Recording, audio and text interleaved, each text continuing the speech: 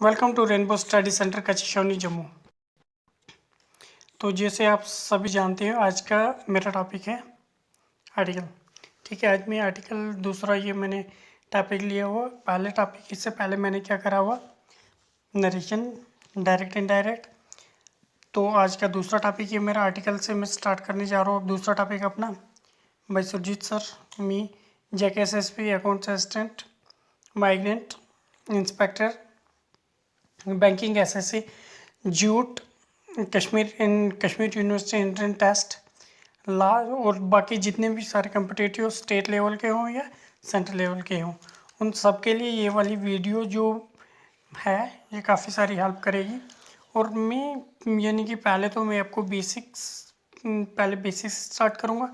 जैसे हमारा basic complete हो जाता है, अच्छे से बेसिक कंप्लीट हो जाता है, कंसेप्ट कंप्लीट हो जाते हैं, देन फिर एक्सरसाइज की ओर हम जाते हैं जैसे हमने नरेशन में करा हुआ था। Same pattern as it is follow करेंगे, जो कि आपको पूरे का पूरा इसके अंडर, आर्टिकल के अंडर जो जितना भी आपको कन्फ्यूजन रहती है आर्टिकल की, ए एंड और द का यूज़ कहाँ पे करते हैं, मोस्टली स्टूडेंट्स के होते हैं कन्फ्यूज हो जाते हैं, ए कहाँ पे लगाएंगे, एन कहाँ पे लगाएंगे और द कहाँ पे लगाएंगे।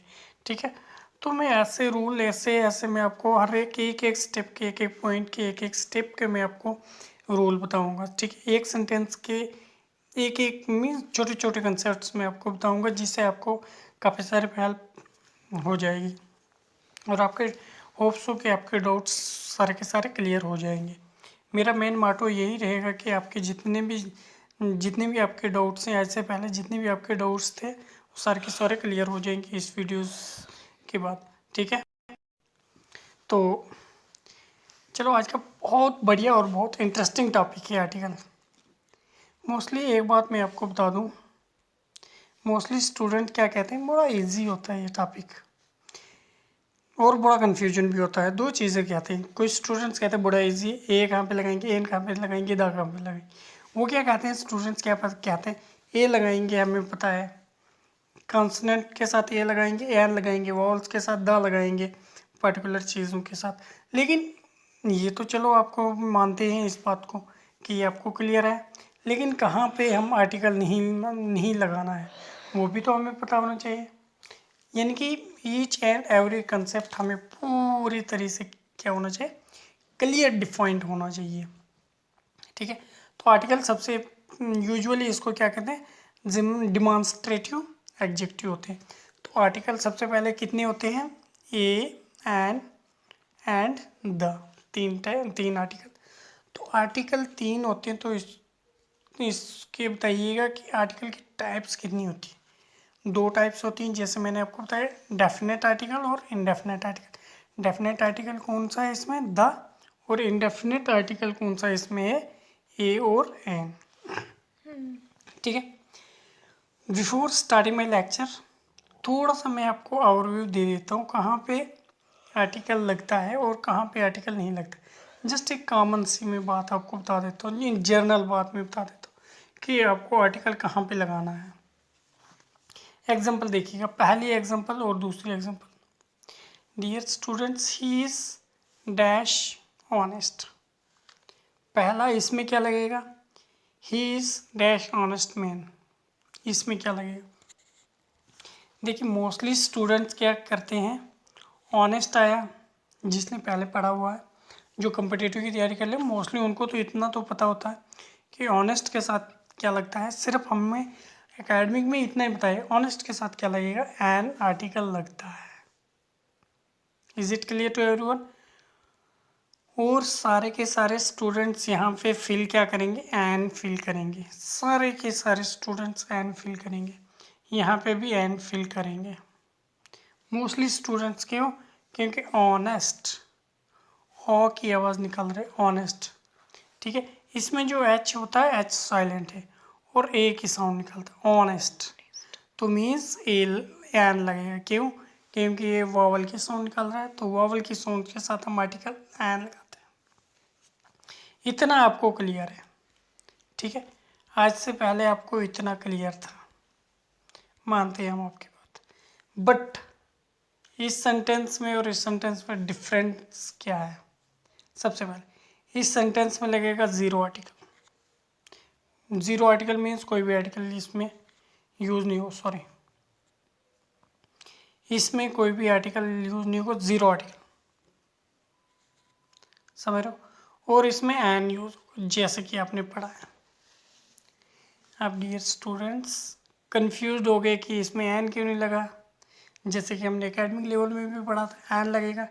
तो डियर फ्रेंड्स, डियर स्टूडेंट्स, बात ऐसी है, ऑनेस्ट क्या है, एग्जेक्टिव, ठीक है।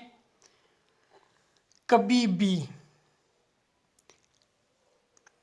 ऑनेस्ट से पहले, सिर्फ ऑनेस्ट से पहले आर्टिकल एन का यूज़ नहीं होता, मीन्स कोई भी आर्टिकल यूज़ नहीं होता अगर सेंटेंस में सिर्फ ऑनेस्ट ही होता तो।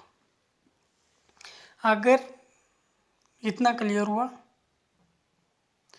आई होप आपको ये वाला क्लियर हो गया। दूसरा सेंटेंस देखते हैं ताकि आपको क्लियर हो जाएगा। He is an honest man, यहाँ पे एन लगाया और यहाँ पे एन नहीं लगाया, क्यों? यहाँ पे ज़ीरो और यहाँ पे एन आर्टिकल लगाया, क्यों?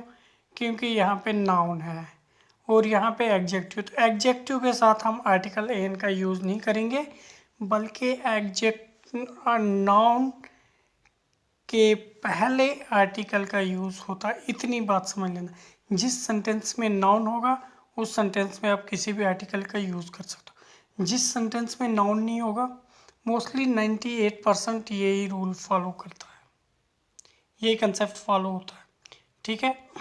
कुछ ऐसे रेयर केस होंगे, वो भी मैं आपको आगे बताऊंगा। यहाँ पे ज़ीरो क्यों लगाया?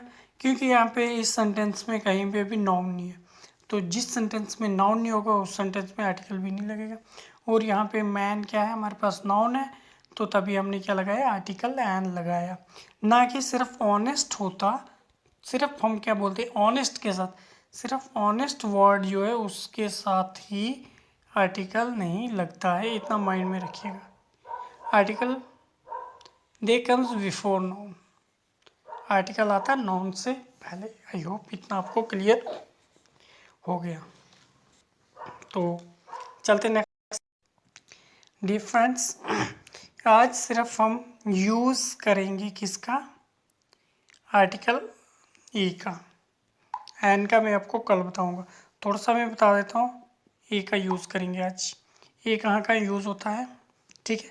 देखो सबसे पहले नोट वन में क्या मैंने लिखा, a is used before the word having consonant sound. A कहाँ पे यूज़ होगा, उन वर्ड्स के साथ यूज़ होगा जिनकी साउंड क्या होगी, कॉन्सोनेंट साउंड होगी। इतना क्लियर हुआ, कॉन्सोनेंट साउंड होगी। पहले क्या बताया था, पहले तो सबसे पहले क्या होना चाहिए, अगर नाउन नाउन होगा किसी सेंटेंस में तो तभी आर्टिकल लगेगा, अगर नाउन नहीं होगा तो आर्टिकल नहीं लगेगा। इतना क्लियर हुआ जी। तो थोड़ा सा इसके कॉन्सोनेंट के बारे में मैं आपको बता देता हूँ। तो कॉन्सोनेंट कितने हैं, 19। तो आप कहोगे 21 हमने पढ़े हैं, तो सर ने गलत बता दिया, नहीं, एक्चुअली 19 है कॉन्सोनेंट, ठीक है। 21 कॉन्सोनेंट नहीं है, उसमें 2 जो है वो सेमी वोवल है, तो सेमी वोवल कोई पढ़ाते ही नहीं है, ठीक है। 19 कॉन्सोनेंट है, ये वाले यहाँ पे मैंने मेंशन कर दिए।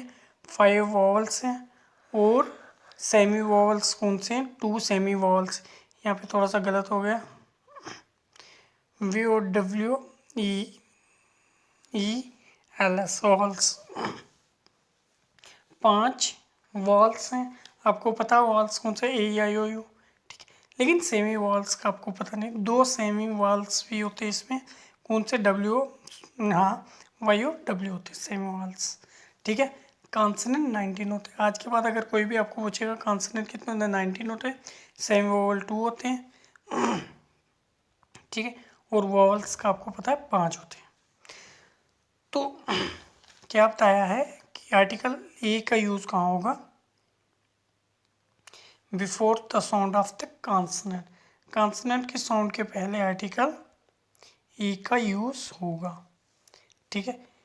इसके पहले थोड़ा सा और दूसरा रूल क्या कहता है, ये तो जनरल रूल में आपको, तो दूसरा रूल क्या कहता है, ये जस्ट इंट्रोडक्शन में आपको, it can only be used with noun countable noun. Article a जो है वो काउंटेबल नाउन के साथ यूज होता है। सबसे पहले काउंटेबल नाउन क्या होते हैं? काउंटेबल और एक अनकाउंटेबल नाउन होता है। तो अनकाउंटेबल नाउन के साथ कभी भी आर्टिकल एन का यूज़ नहीं होगा, सॉरी ए का यूज़ नहीं होगा। तो ए का यूज़ होगा काउंटेबल नाउन के साथ। तो काउंटेबल नाउन क्या होता है? That can be count in digits, उनको हम काउंटेबल नाउन, यहाँ पे ध्यान से देखिएगा। Count in digits means 1 2 3 and so on. तो उनको हम क्या कहते हैं? Countable nouns means count in digits. दूसरी चीज़, ये इंपॉर्टेंट चीज़ है, काउंटेबल नाउन वो होते हैं जिनका प्लूरल फॉर्म बनती है, जिनकी क्या बनती है? प्लूरल फॉर्म बनती है, वो क्या होते हैं? Countable noun. अनकाउंटेबल नाउन की कभी भी प्लूरल फॉर्म नहीं बनेगी, काउंटेबल नाउन की ही प्लूरल फॉर्म बनेगी। तो पहचान आ गई आपको, काउंटेबल नाउन क्या होते हैं और अनकाउंटेबल नाउन क्या होते हैं। अनकाउंटेबल नाउन की कभी भी प्लूरल फॉर्म नहीं बनेगी। तो प्लूरल फॉर्म किसकी बनती है? काउंटेबल नाउन की बनती है एक। दूसरा हम क्या करते हैं? Counts in digit. I hope आपको इतना क्लियर हुआ होगा, ठीक है। तो कल इससे आगे हम करेंगे यूज ऑफ आर्टिकल ए, ठीक है। थोड़ा सा और मैं एक और कंसेप्ट में बता देता हूँ जस्ट हिंदी वाले स्टूडेंट्स के लिए। अगर कोई उर्दू भी पढ़ता, अगर थोड़ा सा कंसेप्ट है हिंदी का, स्वर और व्यंजन का कंसेप्ट है, तो देन अच्छी बात है। देखो मोस्टली क्या होते हैं यहाँ पे, कॉन्सनेंट और वॉवल साउंड। कॉन्सनेंट के साथ हम क्या लगाते हैं? ए। और वॉवल साउंड के जितना हमने एकेडमी में पढ़ा, वॉवल के साउंड हम क्या लगाते हैं? एन, ठीक है। लेकिन हिंदी में इसको स्पष्ट कर दिया है, स्वर। स्वर के साथ स्वर की जो भी साउंड निकलेगी, आ से लेके अंग आ तक, जो भी ये साउंड से ये अगर निकलती हैं किसी भी वर्ड की, तो वहाँ पे एन लगाएंगे। और का से लेके लास्ट तक, कैतरा गया तक जो भी साउंड्स निकलती है उसमें हम क्या लगाएंगे? आर्टिकल ई लगाएंगे। इतना क्लियर हुआ? आई होप आपको ये भी कंसेप्ट क्लियर हो। अगर ये स्वर और व्यंजन का कंसेप्ट आपको क्लियर हुआ होगा तो जस्ट बेसिक जो रूल है वो आप, यानी कि ये जो आर्टिकल टॉपिक है ये आप 25 to 30% आप समझ जाओगे अगर स्वर और व्यंजन का पूरा कंसेप्ट समझ आ गया। एक बार फिर से मैं बता दूँ, ये थोड़ा सा इम्पोर्टेंट कंसेप्ट है, ठीक है। देखिए स्वर, सॉरी स्वर जो है, स्वर के साथ हम, सॉरी ये थोड़ा सा हो गया, स्वर जो है, स्वर के साथ हम क्या लगाते हैं? स्वर जहाँ तक स्वर है आ से लेके अंगा तक वहाँ पे एन आर्टिकल लगाते हैं। और जहाँ पे व्यंजन होगा का से लेके लास्ट तक वहाँ पे हम क्या लगाते हैं? आर्टिकल ए लगाते हैं, ठीक है। जैसे कि देखो मैंने पीछे क्या बताया था? ऑनेस्ट। ऑनेस्ट तो साउंड किसकी निकलती है? ओ की निकलती है, आ की। एच की थोड़ी निकलती है, ओ की। तो आ किस में आता है? स्वर में आता है, तो तभी इसमें एन लगाए। Umbrella, um umbrella, an umbrella, ठीक है। यूनिवर्सिटी, जैसे हम बताते हैं university, U N I, university. तो साउंड अब ये किसकी निकलता है? या की। तो या की साउंड निकालता है तो व्यंजन की साउंड, तो व्यंजन की साउंड के साथ मैंने आपको क्या बताया था? क्या लगेगा? आर्टिकल ए का यूज़ होगा, ठीक है। आई होप आपको इतना क्लियर हुआ होगा। ये तो हम आगे जस्ट साउंड्स भी मैं आपको आगे बताऊंगा, जस्ट वो भी एक वीडियो में कल की वीडियो में मैं आपको वो कंसेप्ट पूरे क्लियर करूँगा। आई होप ये मेरी जो पहली सिर्फ ये इंट्रोडक्शन की मैंने बनाई हुई थी, आई होप ये आप सबको समझ में आ गया। Thank you so much for watching my video. Have a nice day to you.